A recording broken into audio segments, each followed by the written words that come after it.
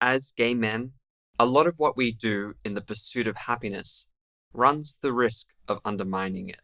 Consider, for example, the party lifestyle, substance abuse, out of control sexual habits, or our obsession with personal image and status. All of these are in some way tied up with magical thinking.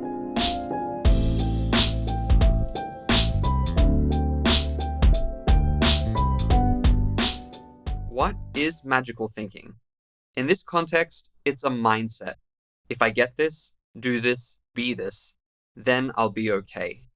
Wish fulfillment keeps many of us walking a hedonic treadmill of addiction, materialism, personal transformation, and sexual validation. The challenge here is that pleasure quickly fades the moment it's been achieved. The bar only continues to rise higher and higher. We use magical thinking to sidestep suffering. Consider, for example, the minority stresses we experience as a result of heterosexism. Gay men often experience invalidation over their sexuality, marginalization, and even physical harm. This can happen within our own families. Our relationships with our primary caregivers form the bedrock of all future relationships. A ruptured attachment with our caregivers can cause us to develop an insecure attachment style. People with insecure attachment not only struggle to form attachments with others, they lack the resilience necessary to weathering life's many storms. And they're more likely to experience adversity as trauma. This is supposing they haven't already experienced more direct forms of trauma, such as abuse or neglect. The burden grows when you consider that as boys and men, we are socialized to believe we don't automatically qualify as our gender. Rather, we have to constantly prove our worthiness by adopting an impossible masculine ideal of self-reliance. To do this, we must cut ourselves off from our emotions, from the support of our mothers, and from our communities. Without such supports, our resilience is further impacted.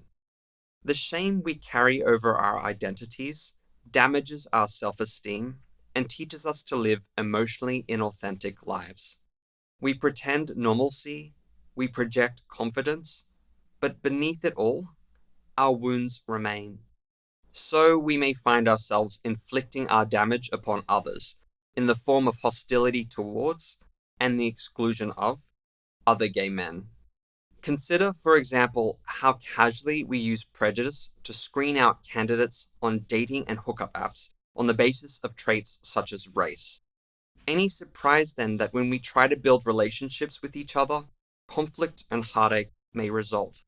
Some of us may act out our damaged attachment patterns or our trauma by committing relationship abandonment, abuse, or betrayal.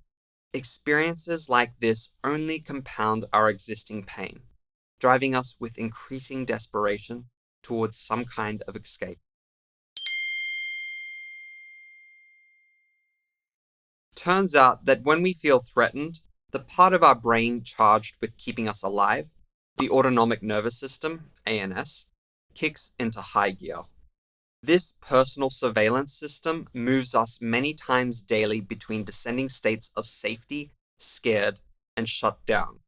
Trauma survivors and those with insecure attachment styles often find themselves stuck in scared and shut down. This leaves them wary and hypervigilant, concerned only with self-protection.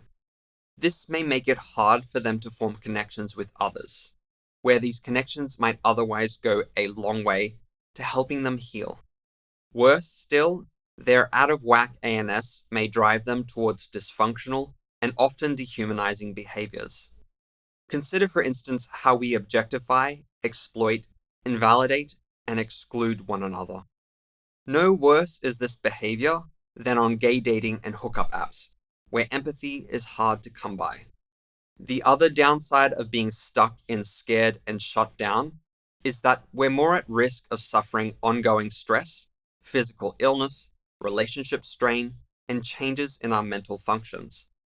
The better alternative is to seek co-regulation. That is, regulation of our nervous systems through healthy mutual relationships. Given the collective trauma within the gay community, finding such co-regulation within may be difficult. Until then, we do whatever we can to numb the pain. We may self-medicate using substances or process addictions. For instance, compulsively working out at the gym so we can achieve some idealized physique. For others, escape may take the form of fantasies of personal recognition and romantic fulfillment. One day, like Cinderella, we'll shed our sooty smocks and don the glass slipper. A dashing Prince Charming will appear and bestow upon us the fortunes of unconditional love and acceptance. Until then, however, we'll settle for whatever we can get, plunging headlong into one sexual and romantic encounter after another, rarely pausing to consider the whys and hows.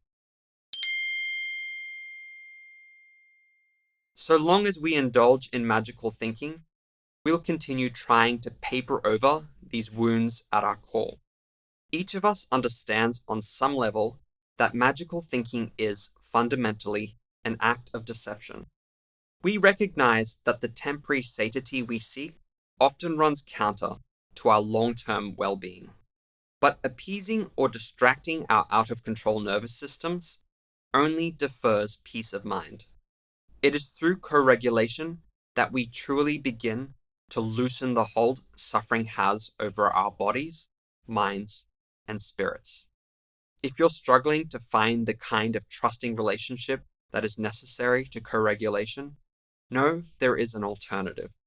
Through the supporting presence of a mental health professional, autonomic regulation may suddenly become possible.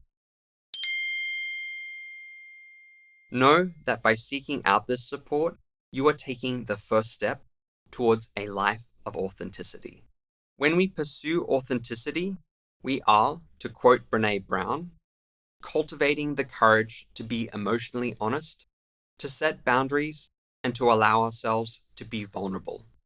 Exercising the compassion that comes from knowing that we are all made of strength and struggle and connected to each other through a loving and resilient human spirit.